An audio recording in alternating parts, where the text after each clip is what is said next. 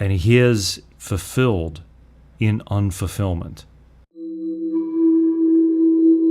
Welcome to Ostracon, a podcast that translates fragments into the whole from which they came. Some more late-night questions. The Great Gatsby is 100 years old this year, 2025. A book that I hope we can talk about in another episode of this podcast. But the question I have late this night is, what if Gatsby lived? This is what I mean. The whole story is structured around his longing, our longing. It's a rising action that sweeps you up, a hope, a crescendo. It comes to a dramatic climax and a realization when all of the things that he has bought, all of the things that he has struggled for, worked for the sake of trying to return to a love, and he cannot return to it. And then he's killed. And so the moment of this climax is held out forever as his identity. And he is, in some sense, fulfilled in unfulfillment. But what if instead he had to live? He had to find another purpose. He had to find a newer or a different or a deeper love. He had to let go of illusions. He had to let go of all the things that surrounded him that he thought would make a life. What if he had to live knowing for the rest of his life that the green light was out there at the end of Daisy's dock across the bay, and it was not for him? Something I imagine each of us lives with. Is it the case that the challenge is not to die, but to live?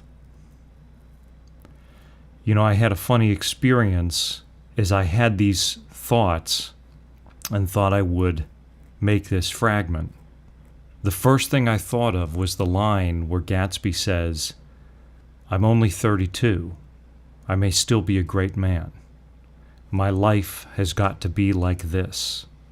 And he draws an upward line with his hand. It's the perfect line for this reflection, because the trajectory is an illusion, and yet his untimely death freezes him in that trajectory. He hasn't lost hope. The line doesn't falter. It ends. And I read the entire book in the last couple of hours, finding where that line was so I could read it.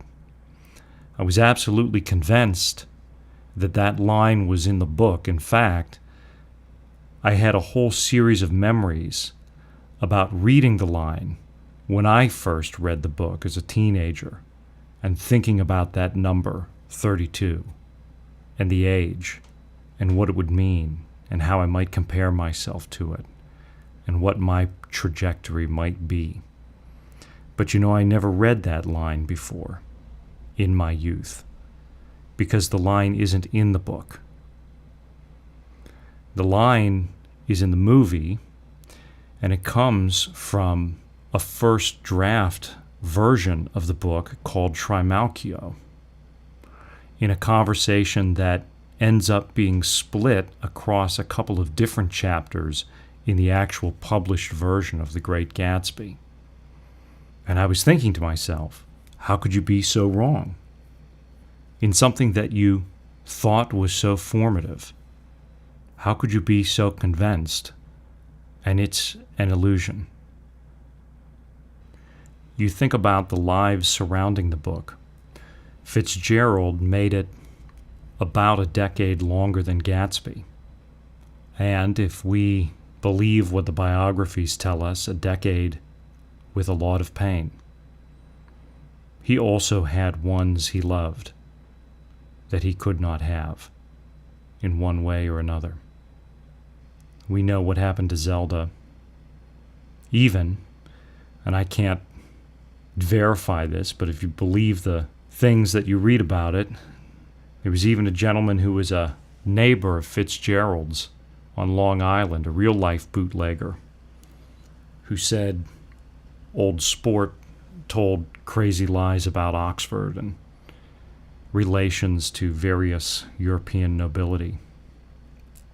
A man who lost all of his wealth, unsuccessfully attempted suicide, ended up blind, and in the last years of his life tried to call one of Fitzgerald's biographers to say that they knew each other and that he was an inspiration for this character, and no one believed him. Years later, apparently, they found correspondence between the two. Is the challenge not to die, but to live? How could Gatsby have lived if he lived? And does it bring any different meaning to those incredible lines? And as I sat there brooding on the old unknown world, I thought of Gatsby's wonder when he first picked out the green light at the end of Daisy's dock. He had come a long way to this blue lawn, and his dream must have seemed so close that he could hardly fail to grasp it. He did not know that it was already behind him. Somewhere back in that vast obscurity beyond the city, where the dark fields of the Republic rolled on under the night. Gatsby believed in the green light, the orgastic future that year by year recedes before us. It eluded us then, but that's no matter.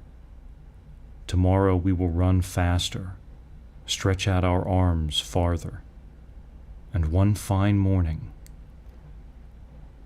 So we beat on, boats against the current, borne back ceaselessly into the past.